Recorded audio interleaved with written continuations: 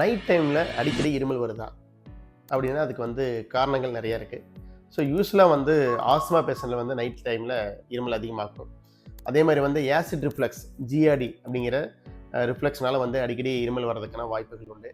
அப்புறம் வந்து நம்மளுடைய தூங்குகிற இடத்துல நிறைய டஸ்ட் அண்ட் பொல்யூஷன் இருந்தாலும் இந்த மாதிரி வர்றதுக்கான வாய்ப்புகள் உண்டு.